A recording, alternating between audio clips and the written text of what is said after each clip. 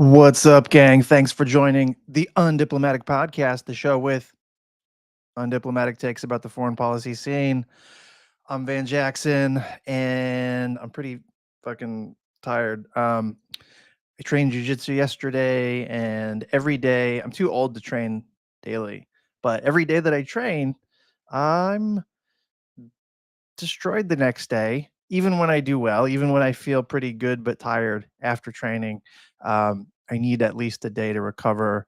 I sleep like shit the nights that I'm doing the training. I have this. What do you can you see this? This fucking ring tracks all my health stuff. I have data that shows I sleep like shit on nights that I train, and so why would I do it? Well, why not? What else am I going to do? Everybody should be training, anyways. So I'm a little punch drunk today.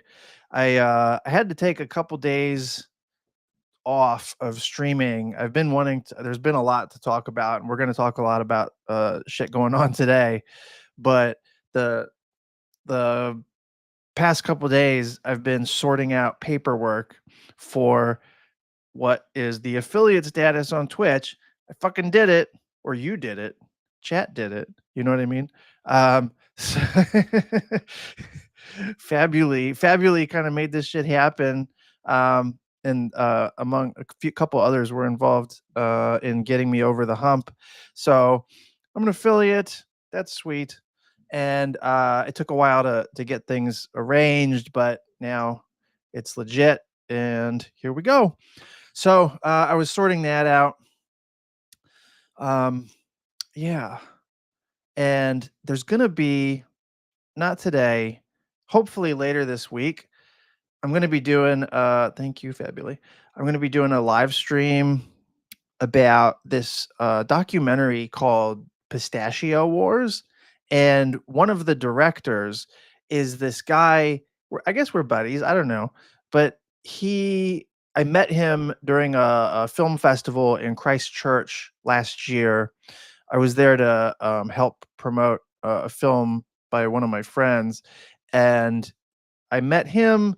He gave me the like code or whatever to stream his film, and it's about it's layered. On one level, it's about agriculture in California, but it's also about the billionaires who control agriculture in California. And one of their main products for export is pistachios, right?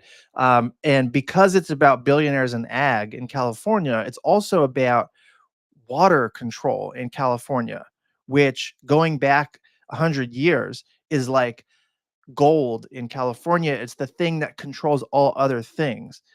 And so the way water resources are set up in California, Southern California and like LA needs water that flows from the north, and it's heavily controlled by private resources, and these fucking billionaires kind of run the show.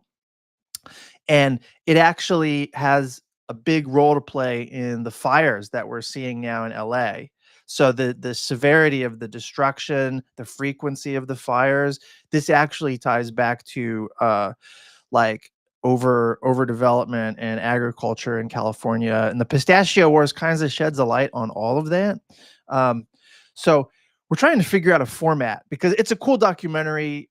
You should watch it. And then at the end of the doc, there's a twist that I don't want to give away yet, but we're trying to figure out a format, whether like we should do a sort of a live stream watch, like stream the doc live on Twitch and YouTube, and then have like be able to like talk over it while it's happening, like a virtual hang or something.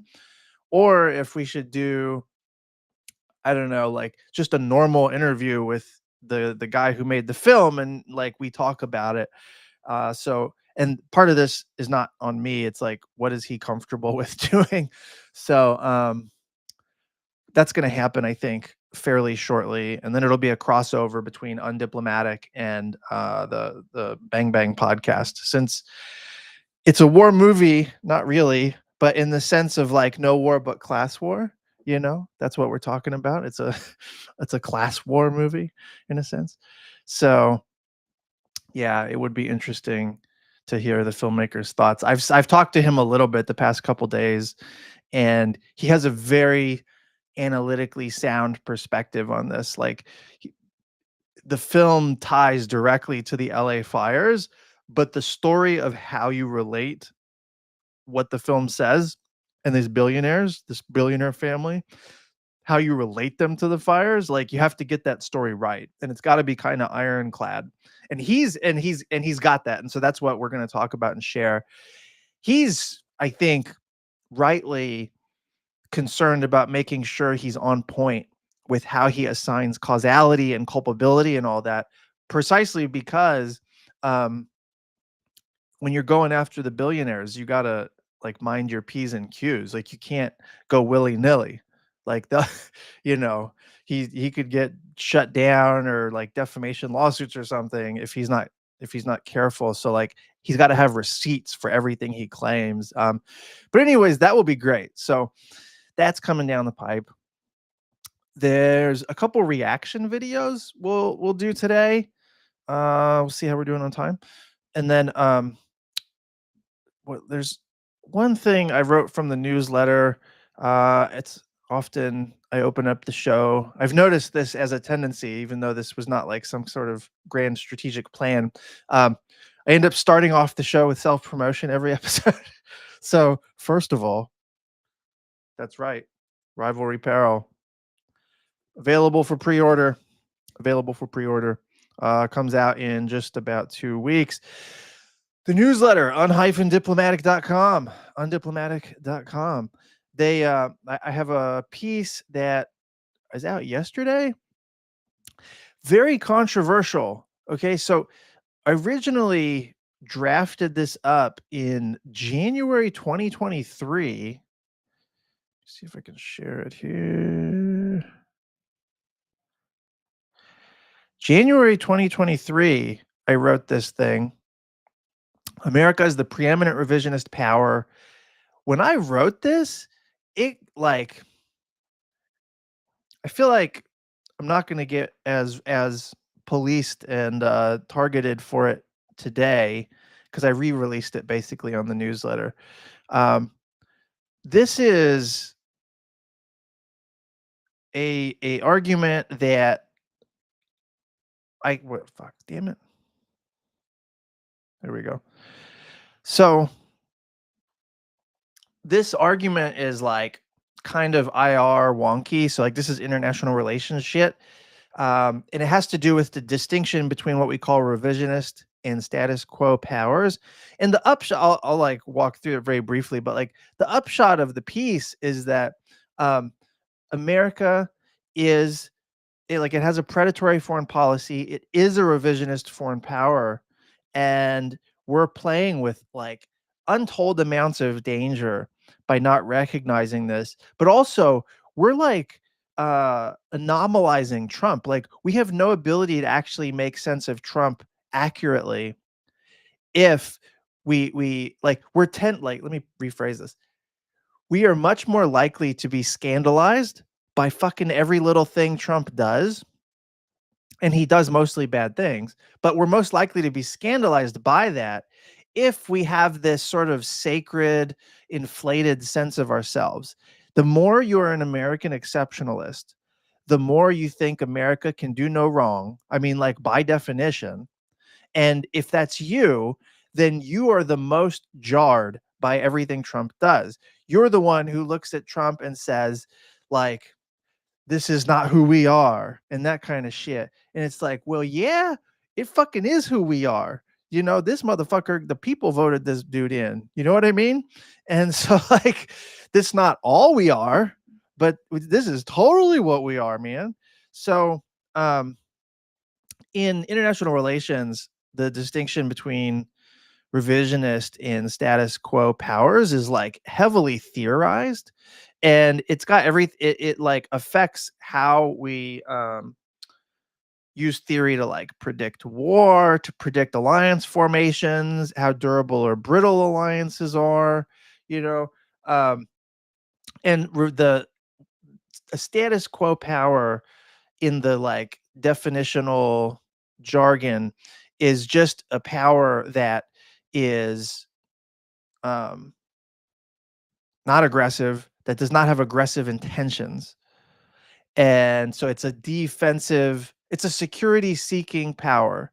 So you do what you do in world affairs because you're seeking security, not because you're seeking militarized conquest or whatever, right? And a lot of this theorization, I don't want to get too wonky, I'll fucking lose everybody probably, but like a lot of this theorization comes out of World War II and trying to build theories around the sort of like outlier Nazi case, like when you see a state like Nazi Germany doing like super aggressive shit and like secondarily Imperial Japan. Well, how do you sort of make sense of that in terms of like the regularities and patterns of international affairs?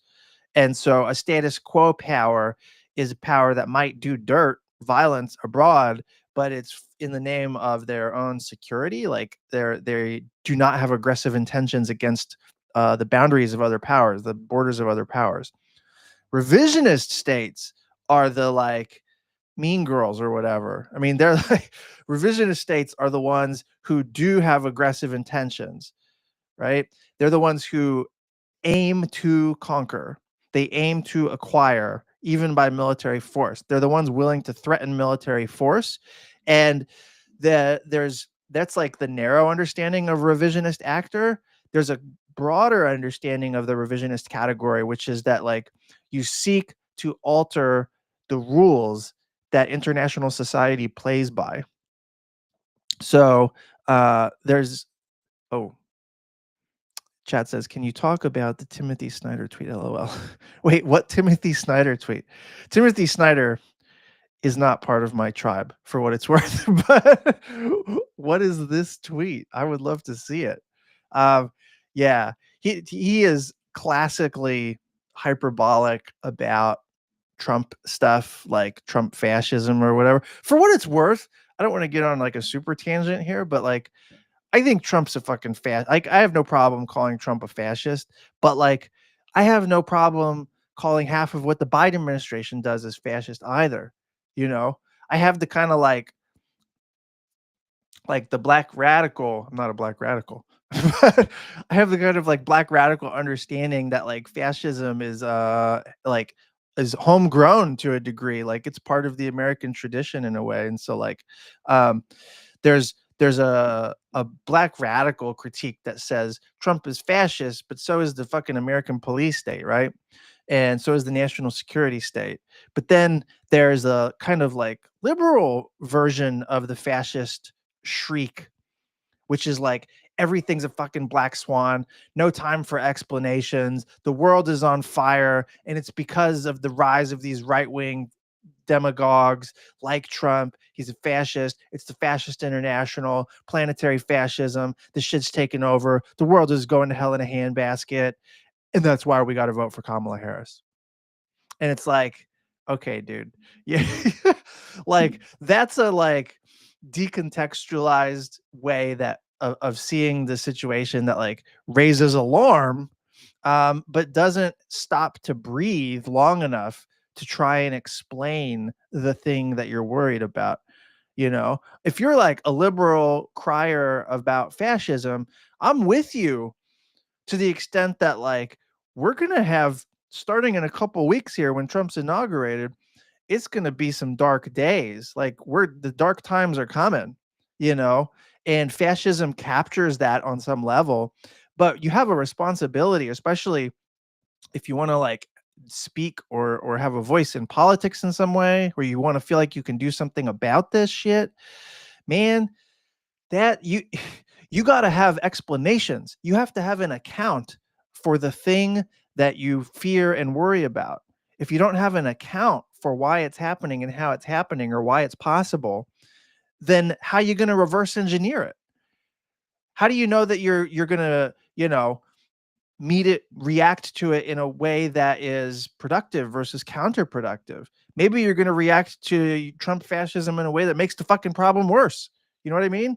Well, that if you have an account, you can mitigate that by having a fucking account. What's your story about why Trump happened? You know what I mean? And the liberal fascism criers don't have that fucking story. They don't. There's no time for that story because it's fascism. And you know that that's their point of view when the upshot is ultimately that the left needs to sit down, shut the fuck up, and vote for Kamala. You know? Yeah. Vibes-based reactions and solutions are not very effective. True that, you know.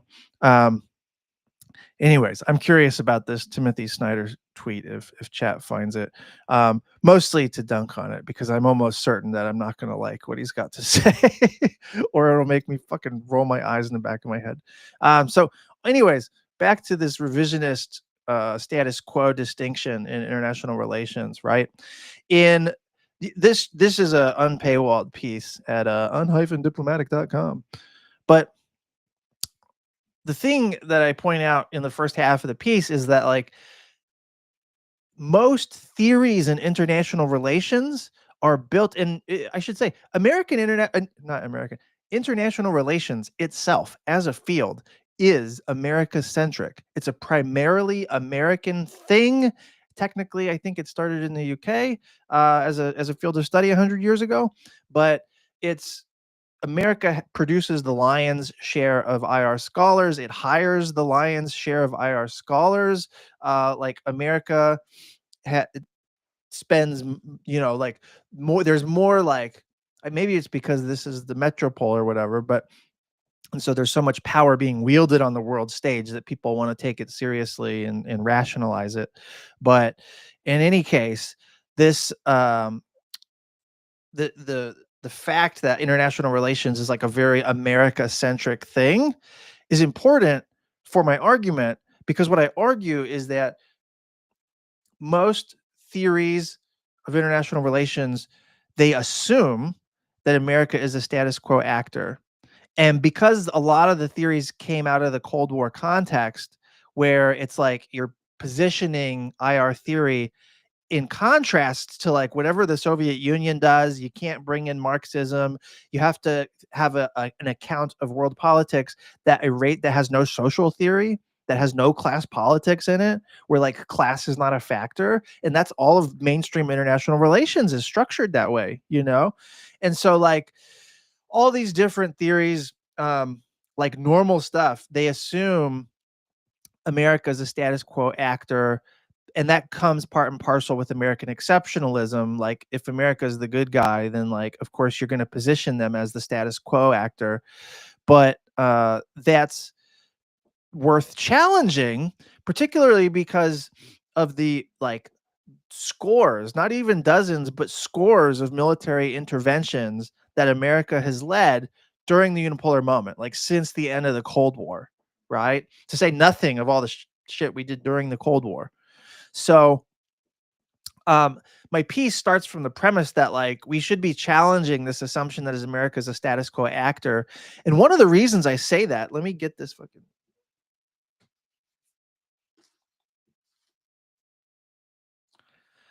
this book, right? I wrote this piece initially reflecting on Pacific Power Paradox, American Statecraft and the Fate of the Asian Peace. So in this book, I show it's as historical fact. This is not even like it's not up for debate. I wrote a fucking book about it. The US in Asia since 1979 has been intermittently a status quo actor, a revisionist actor, and an irrelevant actor, which is to say that like everything, like I'm thinking about avoiding war in Asia, why we haven't had interstate wars in Asia since 1979, right? And what I show through the historical record took a long fucking time to write this, by the way. And the historical record shows America being a major source of regional instability, causing the near miss crises where we almost had interstate wars multiple times, right? And the way that Washington policymakers think about their role in Asia, they think they're the good guys at all times. They have an exceptionalist point of view, assumption America is a status quo actor, in other words, and we're stopping other revisionist actors from being revisionist. How? With our big fucking dicks, our military might, right? And we call it fucking deterrence. And that's how we're preventing war in Asia. And that's the narrative in Washington about American power in Asia. It's not fucking true. Or there are times when it's true. It's a complex argument. But what I show is that like the narrative is not correct. There are times when American power has some sort of public good function or keeps war at bay, but in general, it has embrittled Asian security. It has made the region less secure net net. And there are tons of instances of that in Pacific Power Paradox. So anyways, this is my pitch. And so I wrote this initially January 2023, this America is the Preeminent Revisionist Power piece. And I was pointing out at the time that Biden's foreign policy, Biden's whole great power competition shtick, the rivalry peril, this whole shit was about the US trying to preserve primacy in a world that had kind of moved on. Right? It's no longer the unipolar moment. We have a multipolar distribution of power in the international system. Primacy is a strategy of dominance that is mismatched with the global distribution of power as it actually exists, man. So we can pursue primacy is a pretty fucking evil strategy. It's a predatory strategy, but you can do it in a unipolar world because you've hoarded all the power, right? And what's anyone going to do? You know what I mean? So it's possible to do it in a unipolar world. This is why it matters that we're not in a unipolar world anymore, because US strategy is still pursuing primacy, except under conditions where it ain't fucking feasible. And that collision with reality is explosive. That is the source of war. Fuck all the little events, fishing boats in the South China Sea, ADIZ incursions in over the Taiwan Strait, Sea of Japan shit, fucking gray zone, maritime militia, like fuck all of that. Himalayas even. Those are all things that are happening within a particular structure. You got to understand the structure. It's like none of the sources of danger in Asia are separate from interacting with the US. The US is part of this fabric, man, So anyways, let me see if I can pull up this. Oh, so let me just finish up my rant about I got to get back to the chat in a second here, but this the upshot, what I'm trying to argue in this piece, right? Let me read this shit out. Okay. Assuming the United States is only a status quo power, paradoxically increases the risks of war.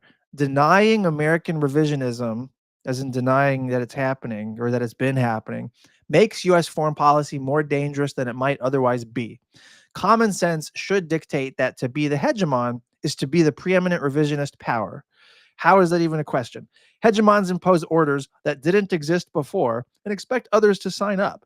Hegemons risk and wage wars in order to realize some aspect of their preferred orders. That's what the Iraq War was. Hegemons deploy forces abroad globally and out arms race themselves for the sake of order maintenance, leaving officials in the awkward position of labeling the lower rung competitors, quote unquote, pacing threats, in the awkward position of, that are also somehow existential threats. Of course, the high-minded rhetoric of American exceptionalism obscures this reality. Okay, so that's the piece.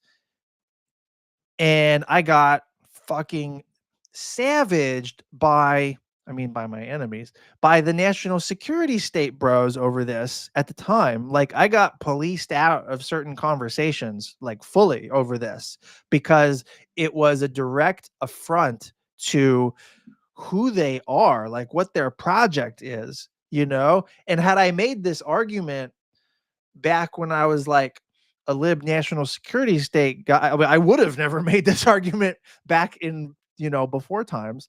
But I went on the American Prestige Project podcast recently, the one that Danny Besner hosts, and we were talking about one of my other books, Grand Strategies of the Left. But in that episode, we were talking about this whole, getting policed out of polite society or whatever, and I reflected on a memory where I like Danny. I think he's like very he makes like overly sharp opinions, like he can rub people the wrong way, and he's like a bit dramatic with a lot of the arguments he makes. Like he makes stylized arguments, let's say, right?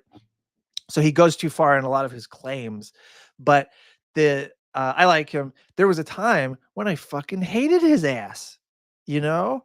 And so we talk about that and why I hated his ass, what fucking made my rage veins pop when that motherfucker would tweet off or whatever. It had like almost everything to do with his arguments challenging the premise of my project, the thing I identified with, which at the time was American primacy. You know what I mean? And it's like if you puncture the bubble of American exceptionalist identity, oh man, like what do these people have to hang on to? You know? Like you get terrible reactions from them. Like so they did not like this piece that I wrote anyway. Um let me pull up this Timothy Snyder bullshit. Let's see. Uh,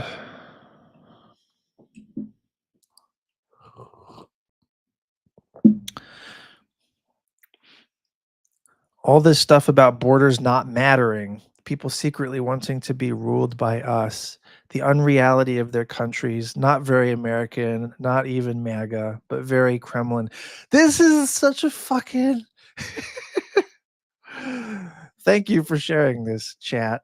What a load of fucking horse shit. So for people who don't know, Timothy's, let me share the well, you can see it. You can pull it up in the chat, but I'll share it here.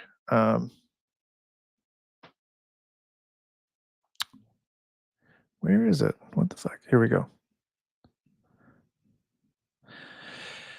Yeah, all this stuff about borders not mattering, people secretly wanting to be ruled by us, not very American.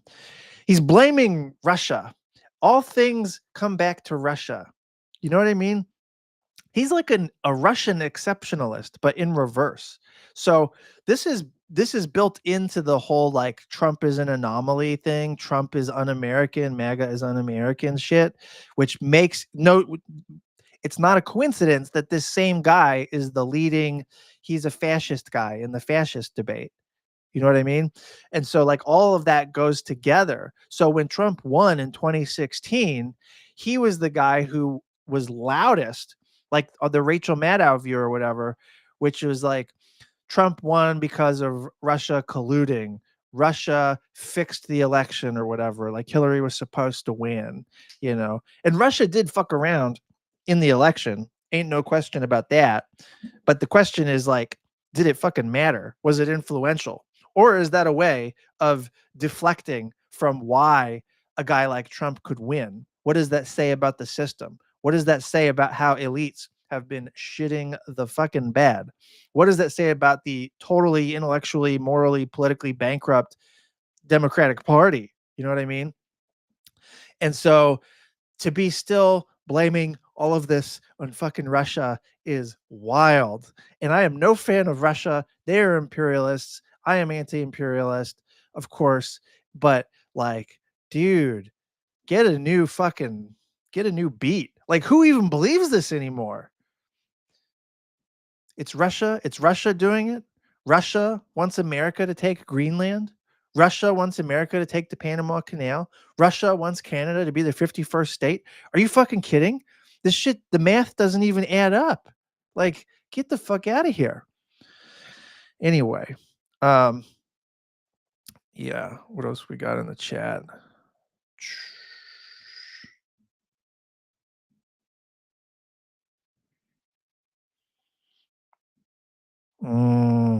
Oh, on this whole Trump Greenland shit, I'm about to I've got this amazing clip from John Bolton, and I've got some thoughts. So I want to play it, and then I'm gonna like just do the reaction thing, and I've got some thoughts that I want to share.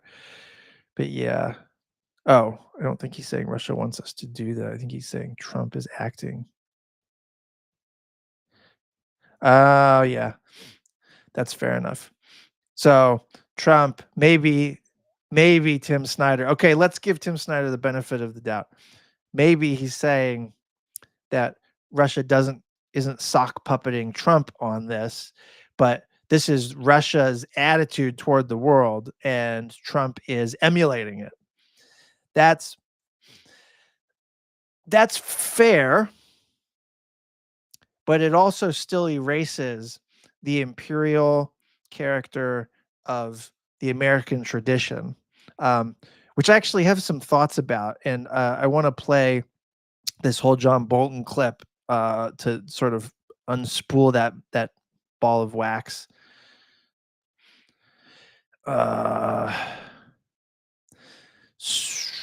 Oh, before I do that, this is hilarious, and I'm absolutely loving it. So check this out.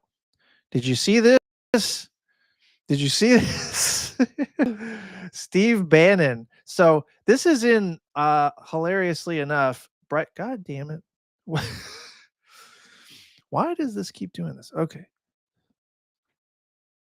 Bastards. All right. So Steve Bannon, he was the head of Breitbart, and Breitbart is still in his pocket. So it's an outlet that basically just pumps anything that he has to say. And he was on one about Elon Musk and the whole H-1B visa thing. And I've the headline here says a lot. Like, I will do anything to keep Elon Musk out of the White House. But like, let me read some of this shit, right? Like what this piece says, like Bannon, I have some thoughts here, but Bannon says, I will have Elon Musk run out of here by inauguration day. He will not have a blue pass to the White House. He will not have full access to the White House. He will be like any other person. He is truly an evil guy, a very bad guy. I made it. Wait, God damn it. I made it my personal thing to take this guy down because he put money in. I was prepared to tolerate it. I'm not prepared to tolerate it anymore. And this is, and then the piece goes on to say this is about the H-1B visa thing. Bannon says 76% of engineers working in Silicon Valley are non-Americans. Why is that important? I don't know. And then he says, look, check this out. Okay, this is the kicker. Peter Thiel, David Sachs, Elon Musk are all white South Africans. He should go back to South Africa.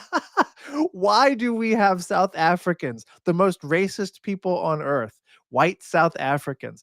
We have them making any comments at all on what goes on in the United States. This is, it goes, I don't, yeah, fuck it. It's Breitbart. I'm not going to like give them too much joy here. But what do you say to that? I'm letting him cook. Love to see it, right? This is perfectly the clash that I talked about a few episodes ago, right? Like ethno-nationalism and oligarchy, that's the alliance. But alliances have lines of fissure, right? So on the one hand, we're seeing from Bannon, and his project has always been a nativist fascism, right? White ethno-nationalist post-liberalism, authoritarianism, right? And Elon Musk has been on board with parts of that, and I think he still is, but he is also the techno oligarch, version of fascism, the techno-utopian, techno-dystopian fascism, right? And so the ethno-nationalists and the oligarchs, they have always been separate constituencies. They came together under the synthesis of Trump and MAGA because they need each other. And Bannon just said it. I just read it out to you. He fucking said, he's like, I tolerated Elon because he was the money. He was the money guy. So who has the greater share of power and influence within this coalition? Is it the money guys? Is it the oligarchs? Or is it the ethno-nationalists? And I think this is provisional, but I think that when it comes to formulating ideology and a coherent policy, I think the ethno-nationalists have the upper hand. I think Bannon is an ideology maker. And so what he advocates is more aligned with the National Conservatives and the Claremont Institute. And that's like the intellectual cadre.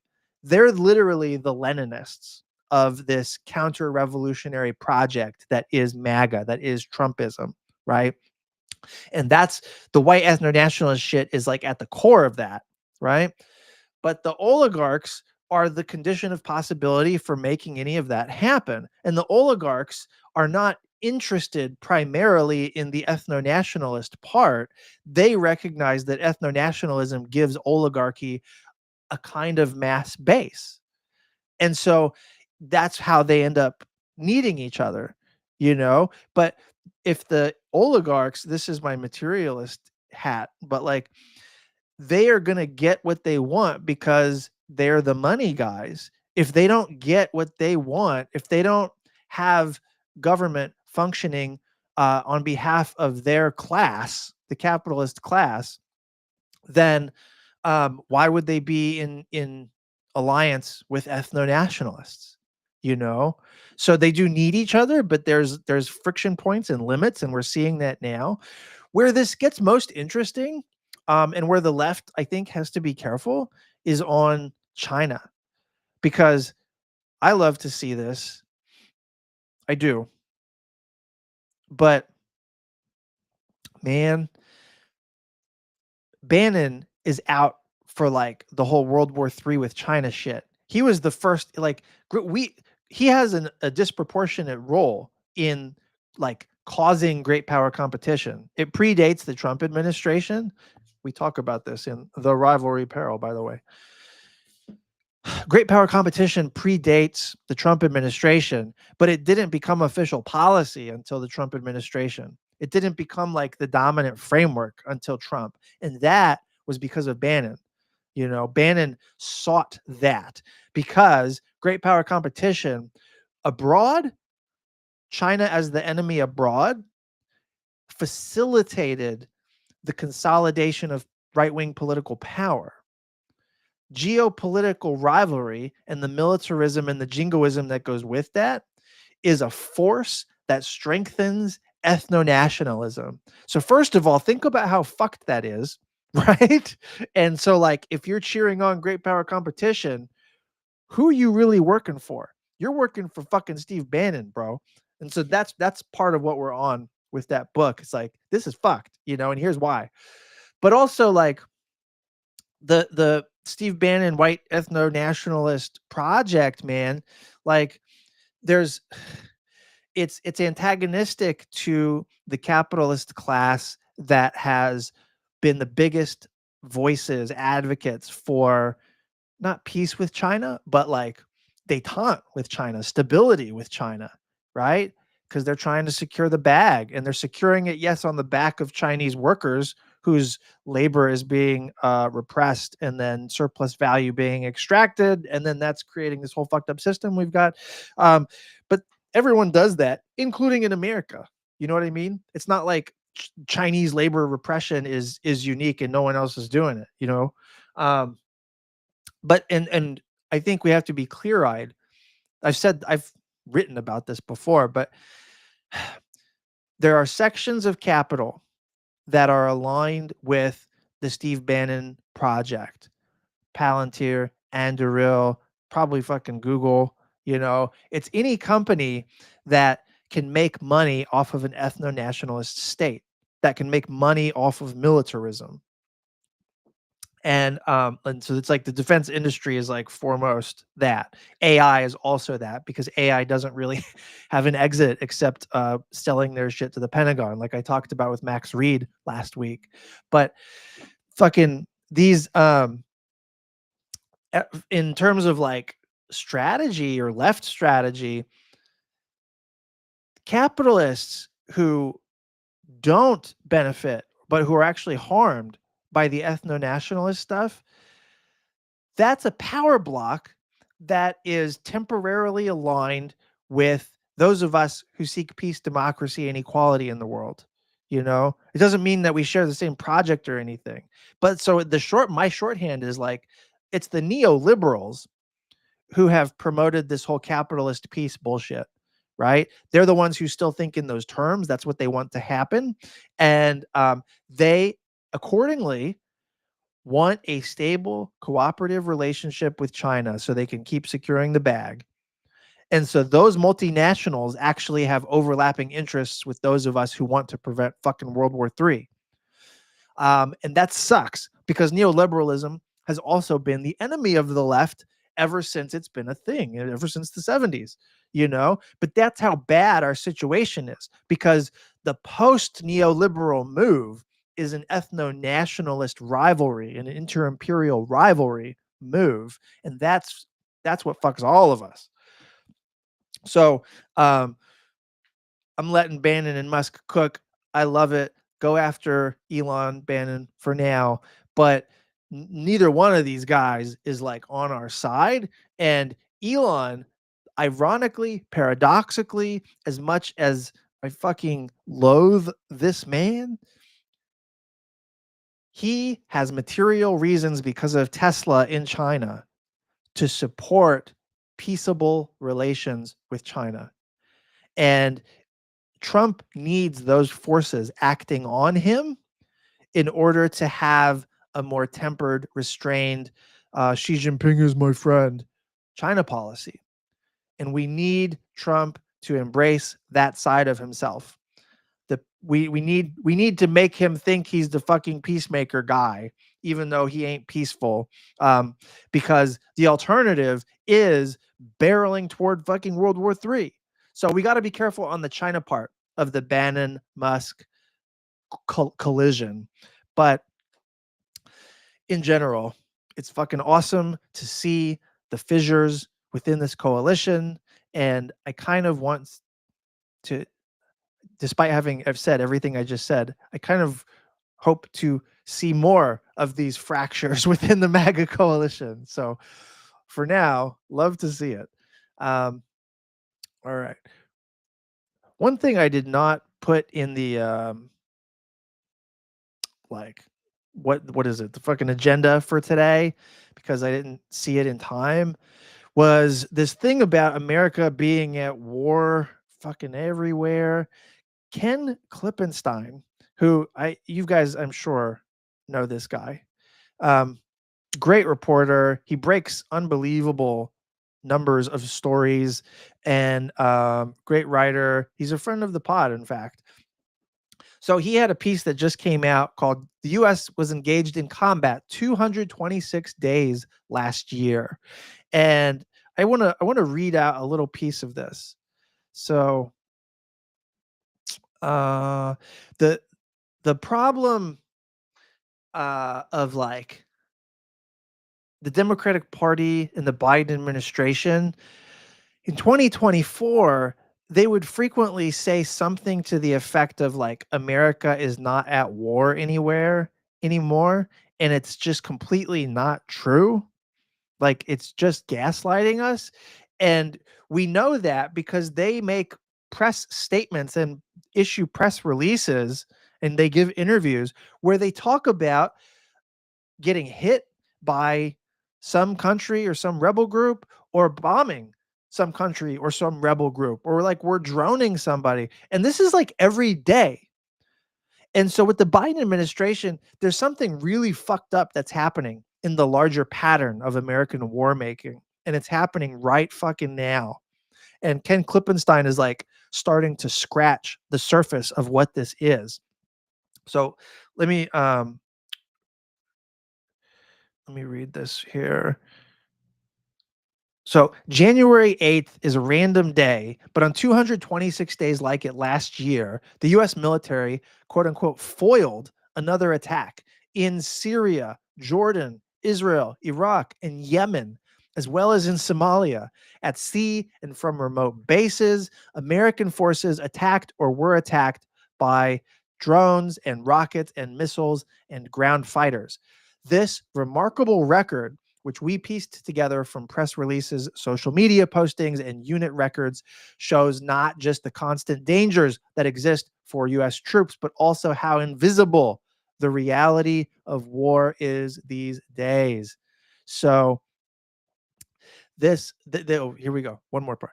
This state of perpetual war has more or less been the state of affairs for the past decade, and 2024 was a good illustration.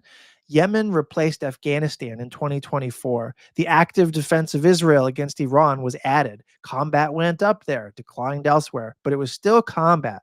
Occasions where the armed forces were actively in harm's way, our forces in danger of either death or injury.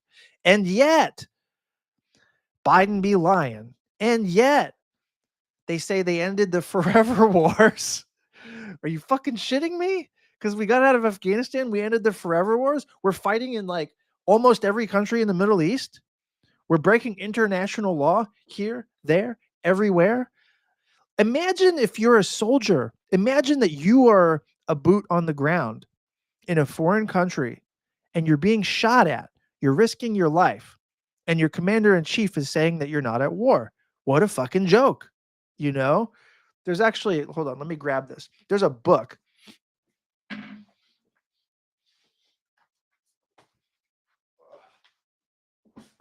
Oh. Sorry, here. Let me. There's a book. So I've just started this called, I don't know if you can, God damn it, War Made Invisible. This is one of the problems that has not been like well conceptualized. People at a vibes level, they know this is the case, but there's something about the way the national security state does violence abroad now that is like it's totally in conflict with official narratives and with the way think tanks and shit talk about US foreign policy. But it's the violence is happening, the war making is ongoing. We are doing war on just a regular basis, and that's the whole Ken Klippenstein point. But we're not accounting for it. There's no narrative. You know, like during the Bush years and the war on terror, there was a giant meta narrative. And everything that we did, all of the spying, all of the torture, all of the invasions, all of the drone strikes, it all hung on an ideologically coherent-ish framework. And so you could attack the framework. There was a way of not having legal accountability, but like a kind of political accountability and a logical accountability, because we could see the war making and all the bad evil shit, and we can relate it to this story, this ideology, this narrative of what was happening, the justifications that the Bush administration was doing, right? And then the war on terror, accordingly, because it was bullshit, lost popular legitimacy. And this is actually the context that gives rise to Obama, because Obama's presidency could not have happened had he not been the anti-Iraq war candidate. People forget this, but like I talked about this with Stephen Wertheim a couple episodes ago. But like Obama didn't have anything to win the Democratic primary or the general election. Like there was nothing in his platform that made him different from any other candidate, except being opposed to the Iraq war and being good on that early. So like the nominally anti-war candidate, you know. And so Obama comes to power because the war on terror lost popular legitimacy. It lost popular legitimacy because we could see it and explain it and name it and therefore condemn it, resist it. And I'm not saying those were good years or anything, but like we are in a like post reality right now where war is being made invisible. And so the Ken Klippenstein piece is like starting to shed a light on that. But the US power is killing people and deploying abroad and putting forces on the ground. You know, we're in fucking Syria and there's no national narrative about this. Like, what are we doing? What is this shit? You know?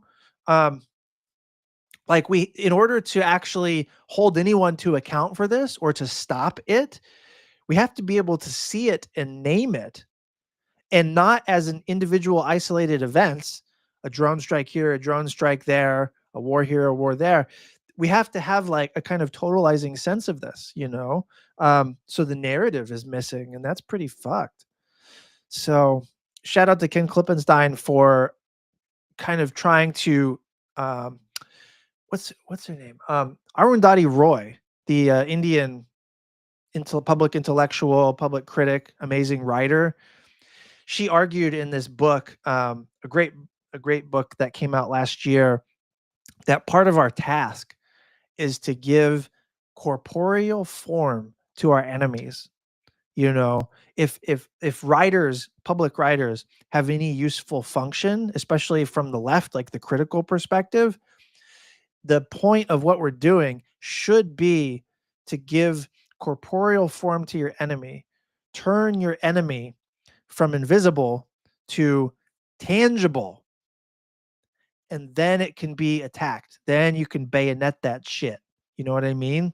And so the way that the way that the ruling class is basically avoiding any kind of accountability, and the way they're getting away with wars on wars on wars, is that we're doing a shitty job collectively of giving corporeal form to what's happening, you know? And like I think even identifying Gaza as an isolated thing, as opposed to being part of a larger tableau of fucking evil, is is actually like playing into Biden's hands too, you know? And by Biden, I mean fucking American ruling class. And that's what Trump is part of also. He's the latest version, the latest tradition. And all of this kind of gives, I don't want to say it relativizes Trump, but it gives pause about how we interpret Trump, because clearly he is part of a tradition. He's a familiar type, and he's more a continuation of what America has been doing in foreign policy than he is this like this gross departure, you know. Um, anyways, okay, so that's Ken Klippenstein. All right, let me check in the chat here. Actually, I have to get better about not getting fucking on one. Chat says, when do academics consider post-neoliberalism period to have begun? There is no agreement about that. So that's actually a good question. When did the post-neoliberal period begin?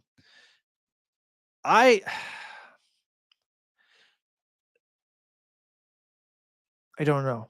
I mean, so the earliest you could say post-neoliberalism started is 2021 or 2020, because the stimulus checks in response to the pandemic, that was a break with let the market decide, austerity, privatization, whatever, you know, like that was, what is it? There's no atheists and foxholes and no libertarians during financial crises, right? So anytime there's like the government has to step in or society is going to be in deep shit, suddenly, no, it's a good question.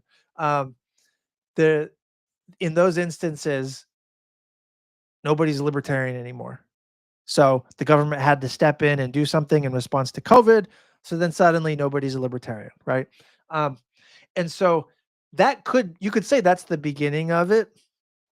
I have argued sort of that we have not left the neoliberal paradigm, because of how I understand what neoliberalism is, which is the primacy of capital over labor. There's neoliberalism as like ideology, which is austerity, privatization, deregulation, right? But then there's neoliberalism as like the neoliberal order, which is the institutions of neoliberalism, which is World Bank, WTO, IMF. And then there's neoliberalism, closely related to neoliberal order, is neoliberalism as a way to account for what the ruling class does, what the capitalist class does. Like neoliberalism is capitalism, except that it's like bare knuckle capitalism. It's capitalism that doesn't care about sustaining the social order that capitalism requires. Every mode of production requires a social order that sustains it. And that social order will look like different things. Sometimes it's segregated, sometimes it's desegregated, sometimes it's patriarchal, sometimes it's, gender diverse or whatever. But like sometimes it involves slaves, plantation life. But sometimes it's centered around the factory, sometimes it's not. So like every mode of production has a social order that necessarily sustains it. You cannot have production capital accumulation otherwise. But if that social order goes away, the mode of production fails. It falls into crisis, right? So the social order has ecological inputs. It's like the environment. And of course, under neoliberalism, we're fucking destroying the shit out of the environment and we don't seem to care, you know? But that social order also involves people. Like it involves a kind, like under neoliberalism, it was like gender diverse and racially diverse, but it was still sort of ruling class. It was anti-egalitarian. Because it was still like it was the ultimate form of class war. So it was immiserating workers to the ultimate, to like an intense degree. And so workers are being grinded into desperation to the point that they take up guns and assassinate CEOs. You know what I mean? So like they're destroying the family unit, they're destroying community, sociality. We're stuck on Twitch to have sociality now, like, and so neoliberalism has been cannibalizing the social and the ecological order that sustains the neoliberal version of capitalism. And post neoliberalism is what we've started calling what's falling subsequently, like what's coming after. So if neoliberalism is destroying that social order, that causes a reaction. One of those reactions is the rise of ethno-nationalism, And so like, is it post neoliberal if what's going on is still using the state to give primacy to capital over labor? And so this is a semantic thing. I say like I'm just like aggressively agnostic about this. Like, what do we call a thing? Whatever. But I think it's important to note that under post neoliberalism in the Biden years, so maybe I think the average person would say post neoliberalism started 2021 or 2022. And it was like, it's the Bipartisan Infrastructure Law, Inflation Reduction Act, and the Chips and Science Act. And that plus like supply chain jerk off resilience stuff. That's all considered post neoliberal. But in all of those moves, who's benefiting? It's still capital. We're still throwing, it's all tax credits for multinational firms. It's so like there's in some tax credits if you put solar panels on your house, if you can afford to have a house and can afford to have solar panels, which is not most of us anymore. So like, that's not post neoliberal if capital is the ones benefiting still and workers are still fucked. Like Biden has not done anything to fix the imbalance between capital and labor. Capital still has all the power. Like Biden was worker friendly. He was pro worker in a rah sense, but not in a correct the imbalance of forces between capital and labor sense. And that's the only sense in which I think it really matters. So that was a little bit of a tangent, but it was like a really important tangent because like neoliberalism is capacious, Um, And if we are post neoliberal, then we have like a different operating logic. We have a different enemy that we need to name, you know? So, anyways, yeah, performative politics is at an all-time peak. That is I mean, this is my frustration with the Democratic Party is like their conception of what politics is theater. It's rhetoric. So every time we go into the presidential election cycle, which is like a 2-year cycle now, it's always like we have debates and op-eds and blog posts and shit, and it's all about like what's the message that Democratic Party should be sending the American public? What kind of talking points should the presidential candidates be saying? And it's like the focus on the words, you know, like as a materialist, that fucking drives me in. I Discourse is important. Words matter. I'm not an anti-words person. But if that's all you're focused on, then you're basically like ignoring material forces. You're ignoring reality, and you're not dealing with power politics really. You know, you're avoiding power politics. And so that seems like really problematic to me. Like the difference between winning and losing is not the talking points and the messaging you use. Did you use economic populist rhetoric or not? Who the fuck cares? What are you actually going to do differently? Do people believe that you actually represent a different kind of agenda or not? That's the core. And then the messaging and the rhetoric should simply be amplifying that, having a different way of relating and making people believe that you're going to relate differently to the world and to power, you know? Anyways, I went to a Barnes and Noble yesterday and it was insanely busy. Very little public space left.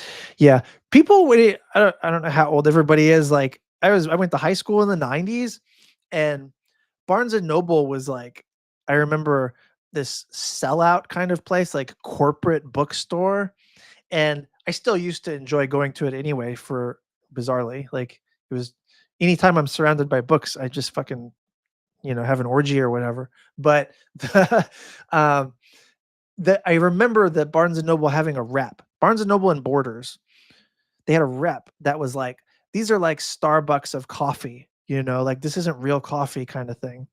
And now they're the only bookstores. You have to be in like a big city to find a like indie bookstore. So that's pretty fucked. Um, what do we got here? Oh, missed an opportunity to get me a raid. That would have been cool, but that's okay. Yeah, let's see. Yeah. Uh, yeah, theory versus praxis in neoliberalism. And that would have been a simpler way to say my 10-minute rant about neoliberalism. um, yeah.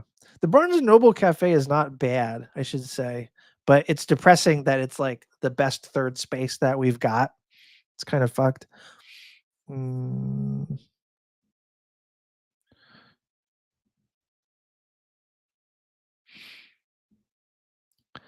adjusting. There's an interesting phrasing. Zinboy 666. Trying to adjust neoliberalism for the era of great power competition. That's an interesting way to phrase it because, like, great power competition is a hollow phrase, but all of the fiscal policy adjustments that we consider post neoliberal, like the IRA, like the Chips and Science Act, this shit is about national security, quote unquote. It is about rivalry with China. It is because it is about primacy in foreign policy. So also that is an argument that we make in the rivalry peril. Um, but yeah. So like to the extent we are post neoliberal, it's precisely in order to do more economic nationalism and militarism.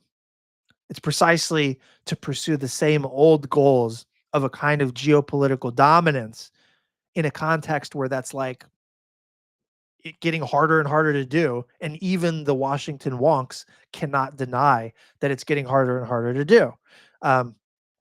Anyway, fuck it. Yeah. So, yeah, to say one thing and actively do another is fraudulent and undermines trust. This is, I think, on one level, what happened to the Democratic Party, right? Nobody believes them. Nobody trusts them because it doesn't matter what they say at the DNC convention. They're still going to do the same old shit. Think about all the progressive energy that was behind Biden in 2021, in 2020. So much good vibes and good faith and so much rhetoric about change. And the 2020 foreign policy platform in particular was progressive, and the economic platform, but didn't go anywhere. It translated into military primacy still, the most lethal national security state ever, a rising defense budget to absurdist levels, and economic nationalism. That's not what anybody signed up for. So, of course, people are going to be disillusioned. Of course, you're going to lose your left flank as a center left party, So, in Canadian law, there's a phrase, bringing the administration of justice into disrepute, undermining any trust or respect one might have in a role. Yeah, that's a good concept.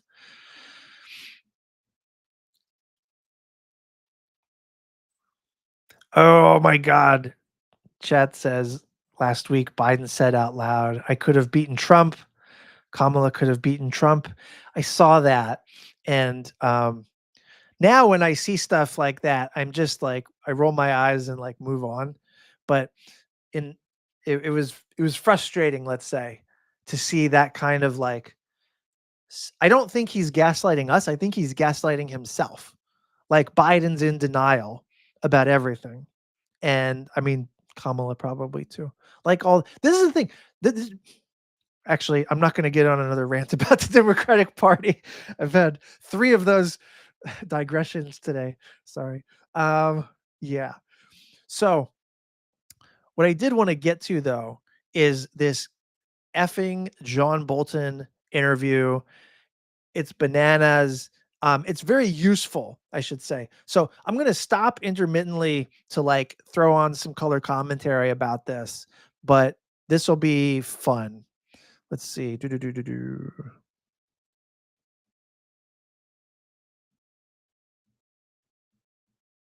About it. Well, we're joined now by Donald Trump's former national security advisor, John Bolton, who also served as the US ambassador to the UN. Mr. Bolton, thank you very much indeed for being with us. From what we're hearing, it does seem like Trump 2.0 could be a stunning departure from decades-old norms about territorial integrity. And I'd like to start by talking about Greenland, which is, of course, an autonomous Danish territory. Denmark is a longtime ally of the United States. It's a founding NATO member. Do you think there's a case here for the United States taking control of Greenland? I just want to say real quick, every time one thing that bothers me, I was the first person I coined Trumperialism as a phrase. I was one of the first people to call out Trump foreign policy as imperialist. This is very on the record. Even that being the case, one of the things that bothers me that now that everybody, Associated Press, Washington Post, New York Times, everybody is calling Trump imperialist. The thing that bothers me about that is that there's no reckoning with the imperialism he's inheriting. And there's this way of again, Trump the anomaly, going back to the beginning of the episode. Who is benefiting from that? What kind of analysis is that? Are you thinking of Trump as just being outside of time and history? Do you not realize that he's an expression of something? He's a symptom of something. He is a continuity of something. And so there's a bunch of colonial, we talked about this in a previous episode too, the colonial relations that America sustains the international hierarchy, not just the international hierarchies, but the actual colonies, Guam, Commonwealth of Northern Mariana Islands, American Samoa, the non-sovereign Pacific, the sphere of influence, these semi-sovereign bartering that it's done to control the foreign policy and national security of the Federated States of Micro-fucking-Nesia, Palau, the Marshall Islands, Puerto Rico is still a colony. All this shit, that's imperial, that's colonial relations. This this host guy, he's being neutral, right? But he was talking about like the longstanding norm of territorial integrity. Whose territory? Are we saying like if as long as you stole it 100 years ago, it's fine, but if you steal it now, it's not fine? You know what I mean? So like the erasure of ongoing colonialism is a very disturbing thing. It's actually bad analysis. And when I see mainstream media talk about Trump's imperialism, it is facilitating this like erasure of the ongoing. Imagine being a Chamorro in Guam advocating for your self-determination while America as a foreign power is controlling your fate and not letting you have self-determination. And then you're looking at everybody freaking out about Trump's imperialism. You know what I mean? That's pretty fucked. Okay. Let me continue. Well, let me say first, there is zero chance that the United States is going to use force to do that. And the way Trump approaches issues. That's amazing. So do you guys know John Bolton? This guy, he's a mustachioed, the ultimate mustachioed neocon.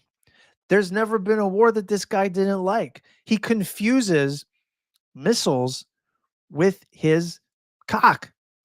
He is a warmonger. Everybody knows him as a warmonger.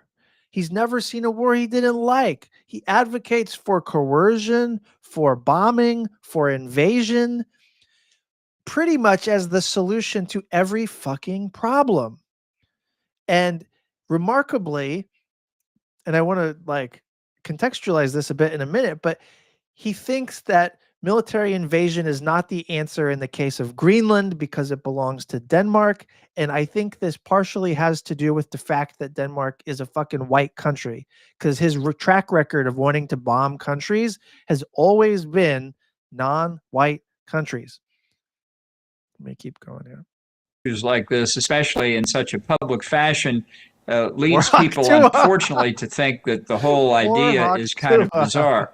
Let me just say, I looked at this question very carefully in 2019 when it first arose, when I was National Security Advisor. And I should say, too, for context, so John Bolton was Trump's National Security Advisor for like a year. He got fired eventually, like them all. Warhawk Tua. Oh my God. I'm going to use that. I'm going to use that in some writing. I don't know where or when, but it's going to fucking happen. It's too good. It's too good. Warhawk Tua. So Bolton was Trump's national security advisor, and he was almost single-handedly responsible for sabotaging the Trump summit diplomacy with Kim Jong-un. Like had Bolton not been there, Trump might have actually been able to follow through on some of the like material concessions and sanctions relief or whatever that North Korea needed to know that the summit diplomacy was more than just kayfabe bullshit, So like the summit diplomacy was always fucked from the beginning, precisely because it never had a material foundation. Like North Korea was never offering to reduce its nukes, to reduce the threat of the nukes or whatever. And we were never willing to reduce our troop presence. And we were never willing to eliminate sanctions on North Korea. So that's why it was all pageantry. It was all reality TV, But the reason why we were shitting the bed on making the summit diplomacy real was because John Bolton didn't fucking want it, he was opposed. So, and then in 2019, Greenland was first brought to Trump's attention. And we don't know who mentioned this to him, but there's a larger history of like classical geopoliticians, which is a euphemism for imperialists, because classical geopolitics is imperialist. But a classical geopolitician who had, billionaire friends somehow got in Trump's ear about Greenland being this like immense natural resource that we could extract from, and we could strategy wash it. We can geopolitics launder it because it is a gateway to the Arctic, which has even more natural resources. And those natural resources could fall into the hands of foreign powers like China and Russia. So therefore, we ought to have Greenland. And that's why Trump initially brought up Greenland in 2019 as, a kind of Louisiana purchase or whatever. And that's when John Bolton was national security advisor. So that's what he's talking about here. The United States has long had significant security interest in Greenland. We go back to World War II, just as one example. Franklin Roosevelt put American military forces on Greenland at the invitation of the local government before Pearl Harbor, after the Danish government fell to the Nazis, because of the importance of the North Atlantic convoys. In the Cold War, it was quite important. So there's a long history here. And how to resolve the current threats in the Arctic from Russia and China, especially as global warming results in more maritime passages through the Arctic Ocean, is serious, not just for the United States, but for Canada and the entire NATO alliance. I think there are ways that we can have quiet conversations with Denmark and the home rule government in Greenland. I don't think it's appropriate to negotiate this in a football stadium under spotlights. And I think that quiet diplomacy is the way to go here. So one of the problems that I have with neocons in general, or one of the deceptive things about them, is that the way that they talk is, in tone, it's eminently reasonable. In interpersonal dialogue, they come off as affable, even likable sometimes. There's a delicateness to their nature, or in like at the level of like kind of vibes, and so what Bolton is saying here sounds reasonable if you're not thinking too hard about it. And so their style of engagement, of being like sort of a little bit bland, trying to be even toned, the dulcet tones of a warmonger, that kind of shit. Like, it makes the warmongering go down easier. If you don't have your critical thinking cap on, you're going to be basically fucking lulled into, supporting another Iraq war. And that's how they fucking get by half the time. They're like smooth. They are smooth criminals, smooth war criminals. Boom. Fucking write that shit down. So, like, Warhawk Tua and smooth war criminals. So anyways, I'm interrupting myself. What Bolton was saying here about the strategic interests, he agrees with the premise of Trump's claims against Greenland. He agrees that, and he cites World War II. Actually, American interest in Greenland goes way back before World War II. Interestingly, I found a declassified cable, like memo, from the U.S. ambassador to Denmark in 1910. And there's a proposal in it, a crazy fucking proposal that I'm gonna write about and talk about it at a later date. But it involves Greenland, and so that'll be interesting. But going back to like the end of the Civil War, this has been a thing. The American ruling class has been interested in acquiring Greenland. There's never been any talk of invading it, even back in the day, though. So John Bolton is basically co-signing the idea, the goal of acquiring Greenland, on national security terms. You heard him launder it. So he supports the territorial expansion. He does not support the military invasion. He thinks this ought to be happening quietly, not in the public spotlight, So he disagrees about the means. He agrees about the ends. That's troubling, right? So he wants to do the thing, basically. Like he wants to do things like poly. That's right. He's trying to keep this shit on the down low, but ultimately he wants the expansionism, And so neocons are imperialists, but they're imperialists of a kind, I want to check out that video in a minute, but I don't want to unshare this current video. So we got a little to go here. Because I do think this serious issue needs serious consideration. Okay, so it sounds like you don't entirely agree with this serious issue. This is a made-up issue. America does not need Greenland. It does not need to control more territory. The strategy washing aspect of it is to claim that if you don't control it, others will control it. And this gets back to my point about colonial erasure. The same logic by which America still controls the fate of Guam and treats Guam as a literal sacrifice zone for U.S. military strategy. That same logic is the logic that says if we don't control Guam, China will. And that's the same logic that's being used here to say why Greenland is suddenly a national security issue. This is suddenly, so important. Everything is national security. Fuck you.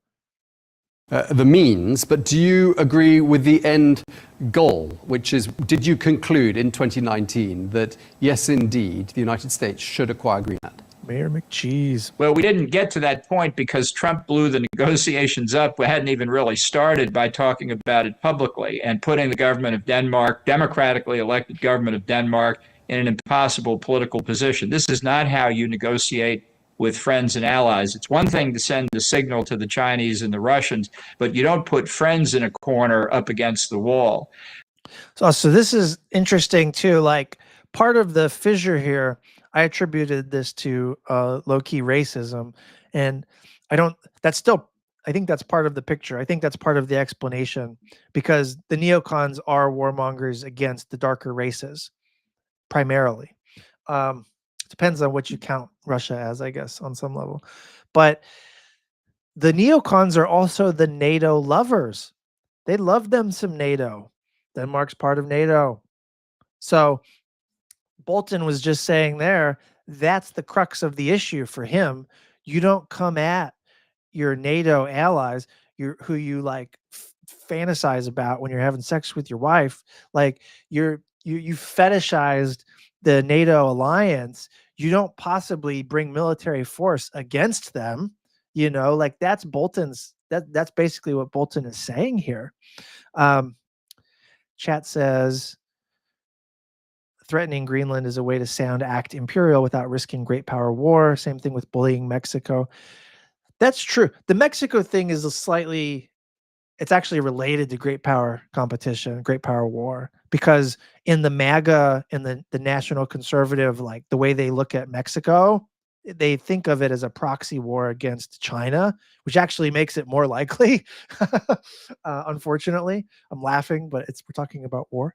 But yeah, the Greenland and the Canada stuff, I think that's right. And the Panama Canal shit, Trump, there's not really a threat of great power war or World War III in threatening these benign nations. You know what I mean? So that's kind of an interesting take. Let's see here. Let's keep it going. Look, I'd be satisfied ultimately with full American sovereignty over Greenland. I don't think that's going to happen. And I think it's important, as my former boss, Jim Baker, used to tell me all the time, keep your eyes on the prize. The prize here is security for the United States and its treaty allies, including Denmark. It's not necessarily sovereignty. See, it's that NATO fetish. He's right about he's right that like foreign policy ought to be about security.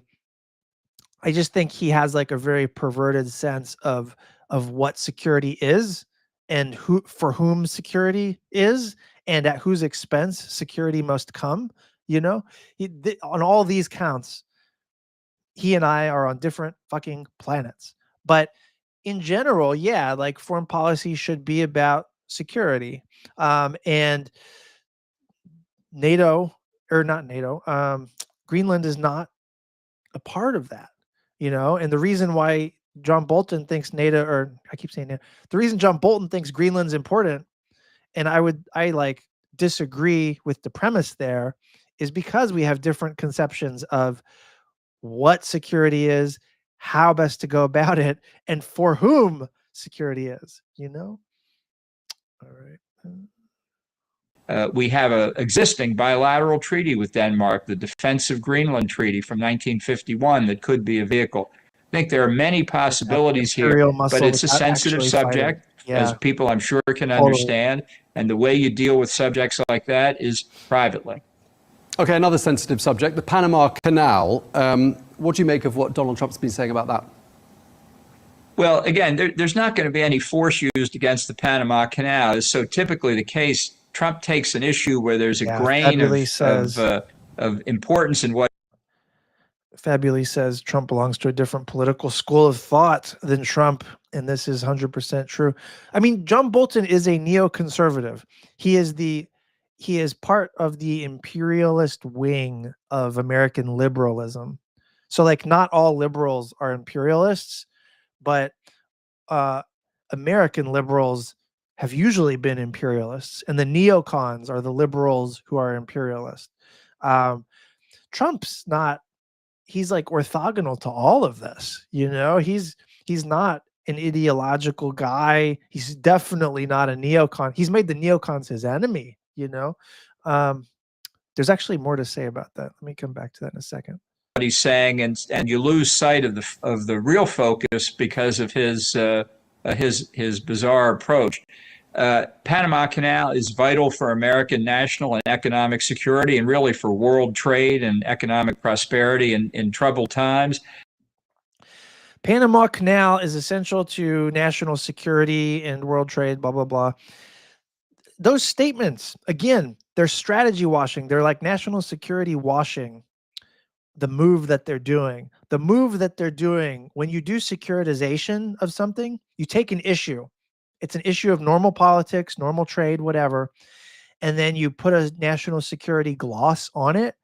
What happens in that move is that you justify extreme measures. The whole point of securitizing politics is to override democratic deliberation, to override normal anything, to override democracy almost always. And so when you start labeling things as national security, you're creating a framework to justify doing whatever the fuck you want. And you may not think that you're doing it in order to set up an invasion, a military invasion or a bombing campaign. But when you've decided that the ends justifies the means, and it's essential, it's a matter of survival or whatever, because you've labeled it a national interest. Once you've opened up that Pandora's box, you can't you're creating a situation where it's justifiable to bomb, to invade. Why would it not be? You just said it's a matter of utmost national security, you fuckhead. So anyway, sorry. I think many Americans, many people around the world are concerned by the Chinese effort to gain control of sensitive port facilities. China, okay, fact check. I can fact check Bolton. I'm not going to bother fact checking Trump, right? China does not control the Panama Canal, doesn't control any part of the Panama Canal. And it's not trying to. What's going on is that at either end of the Panama Canal, there are ports, and on either end of those ports, there's a Hong Kong company that operates. Not Hong Kong, not China, okay? A company, not the state, and they're operating, not controlling. Okay? This is an entirely fabricated China boogeyman. China's not trying to control shit in the Panama Canal. And if you really you're a fucking war hawk like John Bolton, if you're really concerned about China making moves against the Panama Canal, how are they going to stop you from stopping them? It's America's geographic backyard. Our ability to deploy force and just bomb shit or to send in troops is infinitely greater than China's. So John Bolton, alongside everybody in fucking Washington, is scaremongering about the Panama fucking Canal and Chinese influence and shit. It's fucking fake. That's fake. And sensitive maritime locations like the operation of the Panama Canal. I do think there are issues with what China is up to, and I do think that it's legitimate for the United States and others who depend on the canal to raise this with the Panamanian government. That's what we should do, again, privately, quietly, and just make sure that Chinese operators, Chinese involvement, which should be minimal to begin with, does not pose a threat. See, now that's okay, right? Like, maybe it's a waste of diplomatic capital to be spending it on paranoia about Chinese influence in the Panama Canal. But it's like, that's at least rational. You have an inflated threat perception about China, but you're anchored in reality somewhat in other respects. You're not trying to invade the canal. You don't assume, well, if we don't control it, they control it. So therefore we need to control it, and therefore we need to own it, and therefore we need to invade it. He's at least foreclosing on that stuff for now. The problem is, since it's being designated a national security issue, and since Bolton agrees with that, if circumstances move around, then the bombing commences. That's one of the gateways on the way to war, is the securitization of the issue. Former U.S. ambassador to Panama, who you may know, John Feely, told U.S. media that taking back the Panama Canal would require a war. Do you agree with that assessment? Well, it would require steps the United States is not going to take. This is Trump blowing steam and trying to confuse people. His supporters say this is good negotiation technique. I think it's bad negotiation technique. You don't put the government of Panama in this kind of trouble. Look, last week, the president of Panama said he wanted to work with the United States to cut off the flow. Again, Bolton is only disagreeing with Trump's style, but not the substance. He's not. He's disagreeing with the diplomatic technique, with the strategy, but not the point, not the purpose, the premise. Of illegal immigration from South America, people walking through Panama to get to the Rio Grande border between the U.S. and Mexico. He said that America's natural border is the Darien Gap. And for Donald Trump, who thinks illegal immigration is one of his biggest priorities, this is a statement, really remarkable statement by the president of Panama, that showed a willingness to work with us to address the problem of illegal immigration. I hope Trump hasn't blown that up as well. It's one thing to be the center of attention, which Donald Trump always likes to be. It's something else to accomplish your objectives, and you shouldn't let your self-esteem get in the way of getting those objectives. Again, keep your eyes on the prize. Let's work with Panama on this Chinese operator question. I think we can resolve it. No doubt Beijing and Moscow taking a very keen interest in everything that's being said by the president-elect. We've heard the Kremlin saying that President Putin is open to talks with Donald Trump. Do you think those talks will be productive? And is that something you'd advise him to do? Were you still his national security advisor? Well, I'd be very worried, because I think the talks are likely to focus on Ukraine, and I'm concerned about what the Trump administration policy toward Ukraine will be. I have to say, Trump's remarks on Greenland and Panama, saying he wouldn't rule out the use of force to achieve America's objectives, play into the hands of the likes of Vladimir Putin and Xi Jinping. Xi Jinping could say, well, you know, Taiwan is important for our national security, and I don't rule out the use of force there either. It's another demonstration Trump doesn't think of the broader consequences of what he says. In this case, very harmful to the interest of America and some of its best allies. Some people are saying we're seeing a much more emboldened Donald Trump than we did when he first took office back in 2017. Some are calling this the no restraints maximum Trump, and of course with Elon Musk at his side. What does all of this tell us about how the next 4 years could unfold, Mr. Bolton? It's a weird way to frame it. But well, I wouldn't necessarily extrapolate from these kinds of remarks. Trump is famous for talking and then not following through. He's going to have a lot on his plate, starting on Inauguration Day when he tries a massive campaign to expel illegal immigrants from the country. One thing I should say is, like, Bolton is not a very good or reliable interpreter of Trump. Like, because I forget, I think Fabuli mentioned that, like, he has a different school of thought. Like, he has a different worldview than Trump, and Bolton thinks of Trump as one of these guys who's just like he's totally anomalous. Again, like, not symptomatic of American politics, but a person outside of history. Right? That's how Bolton sees Trump. And for that reason, he sees him as uniquely dangerous in contrast to Bolton himself, who is a kind, gentle warmonger. Right? And so he's like, even having worked for Trump, he has these like impressions that are getting of Trump from firsthand accounts, like talking to the man, but talking to the man within a mental framework that is seeing Trump as anomalous, so like he's just not a good person or a reliable voice on Trump most of the time. So let me keep going here. We'll see how that goes. I think it's a lot less clear what's going to happen than some people are projecting, but I do think the second term is likely to be a roller coaster ride domestically and internationally, much like the first Trump term. He does not have a philosophy. He does not do grand strategy on national security. He doesn't do policy as we normally understand that term. He doesn't do policy as we would normally understand that term. He doesn't have a grand strategy.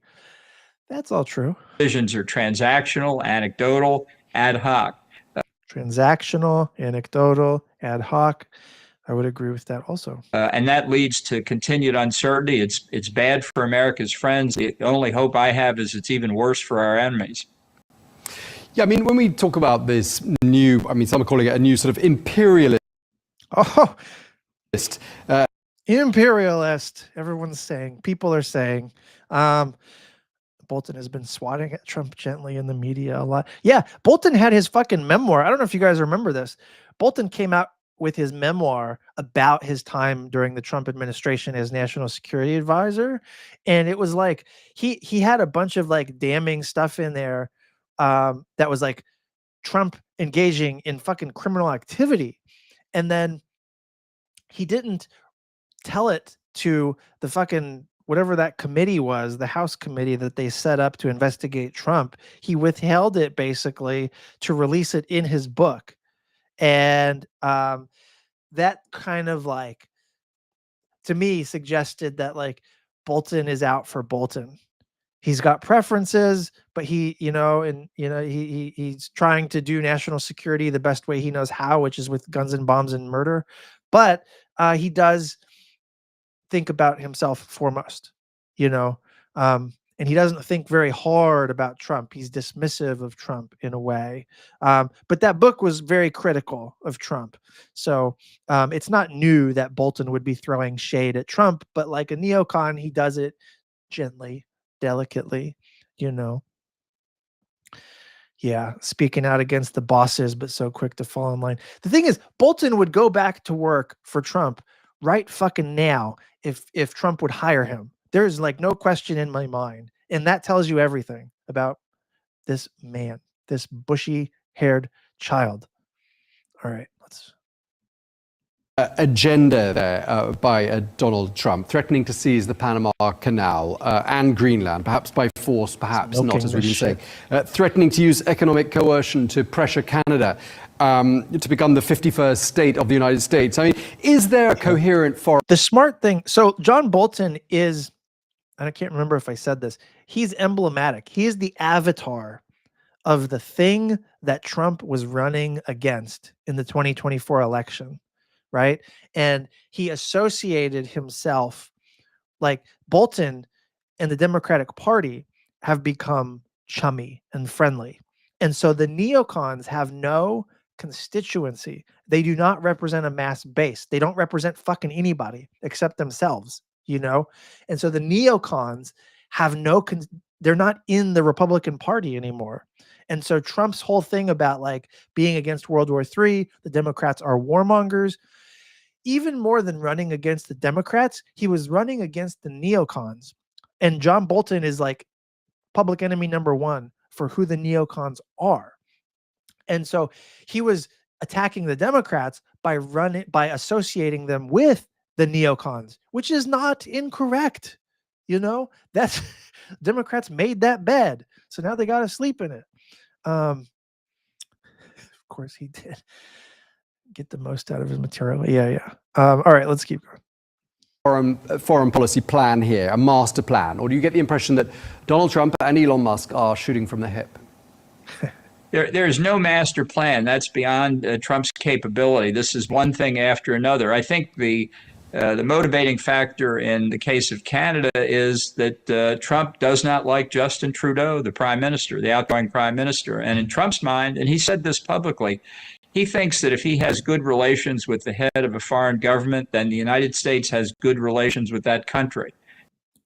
There's something to that on some level. And I do kind of think that the Canada thing, like Trump's claims against Canada, 51st state, my read on that is that it's totally a troll. He's just trolling Trudeau. He's fucking with him. But that doesn't mean there aren't consequences. You know what I mean? And it does fit an imperial pattern. So I want to say more about that in a second. And vice versa. If relations are bad at a personal level, so are state-to-state relations. That's a gross oversimplification, but that's how Trump sees it. I'm not sure Trump can pronounce the word imperialist. That's not what's motivating his thinking. It's about publicity and comments that are being made to him by people who really don't have much of an understanding of the wider world. So that was an important, really important point, you know. He's saying, so I think Bolton is right on something here, which is that imperialism as an ideology has nothing to do with, like imperialism as an ideology has nothing to do with what Trump is saying about territorial expansion. Trump has no self-conscious ideology. But like I said earlier, America has historically been an empire, primarily in the Pacific, and it has some imperial relations even right now, right? And I say that again because liberal internationalism, which is like the larger ideology that Bolton fits within, it has worked to restrain American imperialism sometimes, you know? Even like I think liberal internationalism is violent, militarist, hierarchical, hypocritical, right? I think liberal internationalism is largely a rhetorical justification for just world historical levels of power hoarding. You know, the policymakers' commitment, though, to liberal internationalism, despite all of that, kept in check some of the worst imperialist tendencies in American expansionism. And so in the past 100 years, territorial conquest has not been a priority for the US. Security, quote unquote, has been the priority, right? And so liberal internationalism, yes, it erases actually existing colonial control that the US has in the Pacific and over Puerto Rico. But it's not an ideology that permits territorial expansion. So you rationalize and justify what you've already stolen, but you don't co-sign stealing more. right? So, and I say all of this because even though liberal internationalism was bullshit in a lot of ways, we might miss it when it's gone, considering what we're entering into in with the new Trump era. Trump has no ideology. The American imperialist impulse that he embodies is not checked by ideology. That's the real way to think about this, right? And so there's no comfort in saying that Trump is not motivated by empire. True, Trump is not actively trying to build an empire. That's not his motivation. It's much more idiosyncratic, personalistic, but he is pursuing empire. You don't have to be motivated by it to be producing it as an outcome, So Bolton's words are cold comfort here. Let me just finish this up. Okay. Oh, well, fuck, that's it. All right. So, yeah, John Bolton, king of the neocons, Warhawk Tua, smooth war criminal. He agrees about the national security case for acquiring Greenland, for controlling the Panama Canal, but he does not and want to invade any territory that belongs to a white country, and so his disagreement is about the style or the tactics or the methods of Trumpism as foreign policy, but the goal of Trumperialism just as like a larger project in a post-neoliberal world. Bolton supports that. He's willing to securitize this stuff, and that means that sooner or later, someone's going to get the bright idea to use bombs and boots on the ground to get shit done. And this is all on the back of scaremongering about China. It's this like extreme hypothetical scenario where like the foreigner gets control of a thing that we don't want them to control, that we need to have access to, and that means we need to be able to control it. In the Pacific, there's a whole like strategy washing language game that's played. So like Asia Pacific hands experts, strategists, they talk about like American strategy of denial in the Pacific. So the goal of American strategy in the Pacific is to deny outside great powers control of the Pacific. And they call it strategy of denial. That's not a strategy of denial. That's a strategy of control because of what it justifies. It justifies American domination of the Pacific and in the Pacific. And so what they're talking about is not denial. They use the word denial to describe justification for control, domination. So it's a strategy of domination and control in the Pacific. But they strategy wash it by saying it's about denial, and we're seeing versions of that play out with Greenland, with the Panama Canal. And guess what? Trumperialism is going to do this fucking everywhere where there's a rationale that says a foreigner, specifically China, might get control of this thing that we need access to, and therefore we must control it. That's the bullshit. That's that bullshit. What do we got in the chat here? Arms control wonk. Via the arms control wonk, I was turned to some Bolton paper from early 2000 where he said roughly something like international treaties as a concept is a conspiracy by the enemies of the US.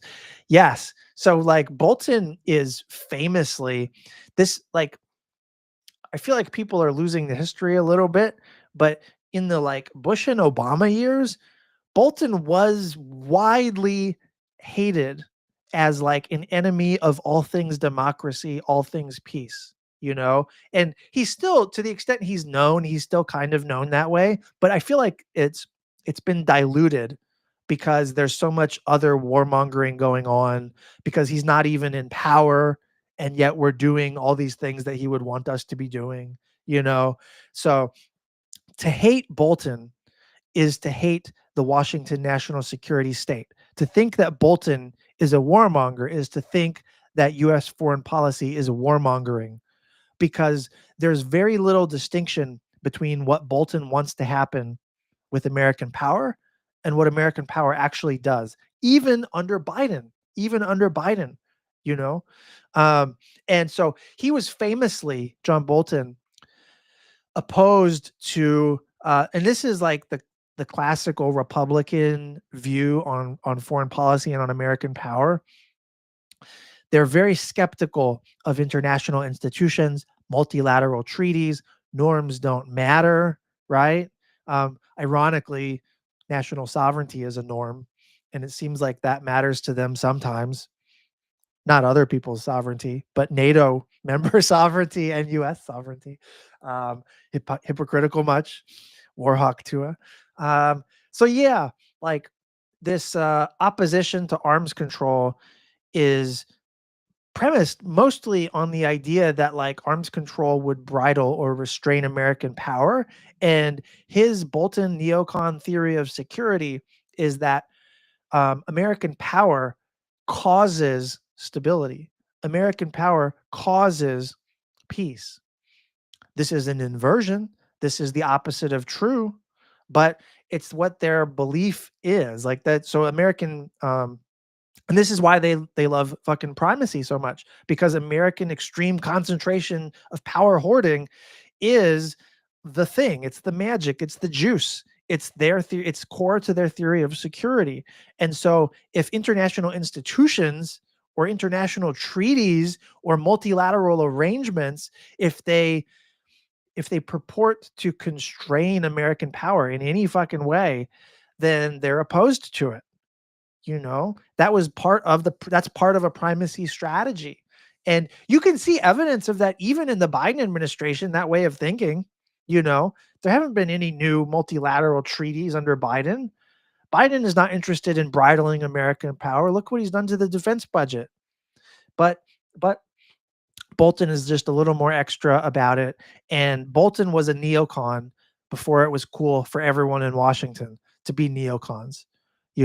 So we're in the sort of like, Washington is neoconservative now. The Democratic Party is neoconservative when it comes to foreign policy. Bolton was a pioneer of that. What does that say? So anyway, that's Bolton. Hey, I think that's the first emote I've seen. I created some emotes as part of this whole affiliate status. Holy shit, I just saw one. Yeah. All right. Well, that's fun. I was going to jump on this Francis Fukuyama thing, which is going to be a great opportunity for a reaction video. But I'm looking at the time and I have to, this is the long story, but I have to take my kid to swimming lessons. So I'm going to have to rain check this shit, upping the emote use. Yeah, baby. I love to see it. This is fun. Look at this. This is amazing. Seeing the emote. So like I created these emotes. I wasn't sure what they would look like in the chat because when you're making them, it's like unclear. But this is fucking cool. Yes. Why did I drop off the biographical questions in interviews? I'm not sure what that means. Like, you mean like when I have a guest on?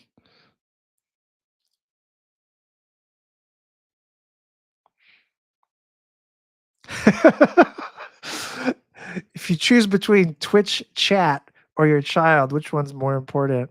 Yeah, I'm gonna have to vote with my feet here in a minute. The biographical questions. Oh, like, why did you do this book? Or like, where do you come from? What was your career arc? That kind of shit. Is that what you mean? The high altitude Cherenkov?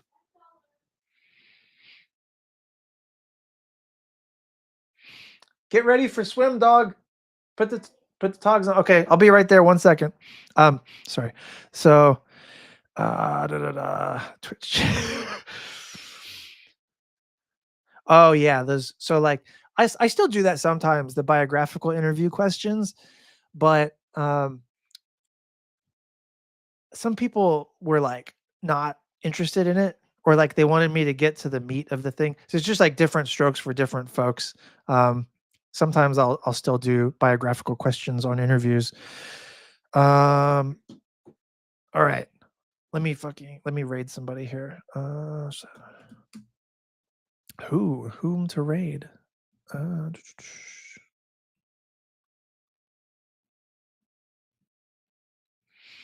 there any suggestions, chat?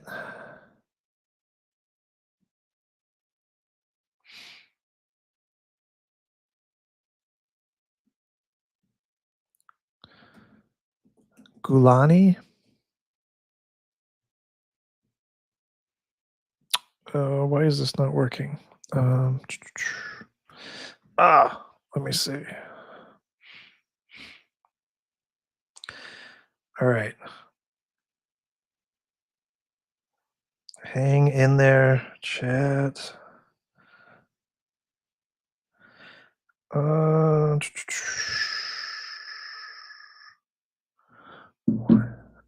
This bastards. Let me see.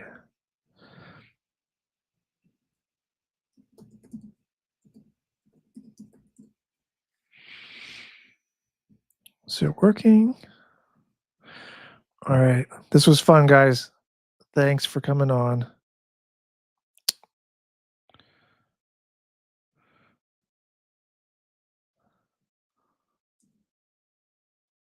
Son of a bitch. I'm trying to raid either Gulani or James from the internet, or it looks like James is maybe not on. I don't know. How? Normally this is not an issue. Let me see here.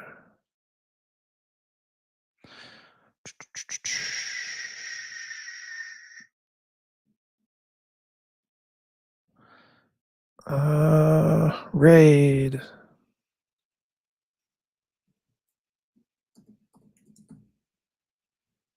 Here we go. Here we go.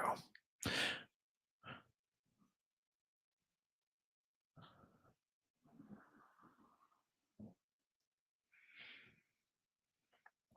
trying to do this. Here we go. Yep. Laters.